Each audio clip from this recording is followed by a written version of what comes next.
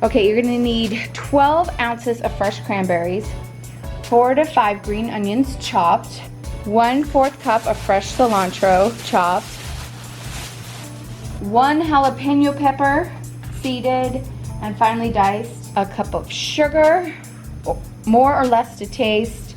We're gonna need cumin, fresh lemon juice, salt, 2 packages of cream cheese softened. All right, I chopped up the cranberries in this thing that I have. I have to do it in sections, so that's one section and here's another because this is small.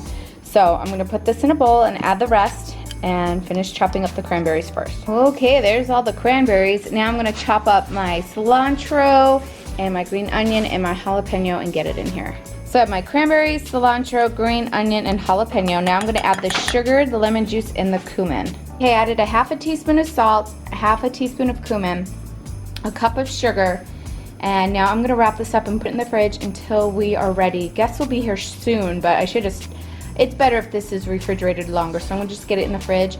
I'm putting the cream cheese out on platters because I want it to stay soft, but I want to get this in the fridge until we're ready. There's my cream cheese getting to room temperature, and then when I'm ready to serve it, I'll put the cranberry dip right over that. Everyone loved it. It was a hit. So there's so many pins of this on Pinterest, you guys. So I'll try to find the one that I use, but the recipe called for cumin, and some of the recipes I found didn't, and I was so nervous to put the salt and the cumin in, but for some reason that combination took the bitterness out. I don't know what it was, but it just rounded it off beautifully. So this was a hit, and I'm gonna bag it up because I have a feeling that that is gonna be my lunch tomorrow. It was so good. Thanks so much for joining me, and we'll see you soon. Bye.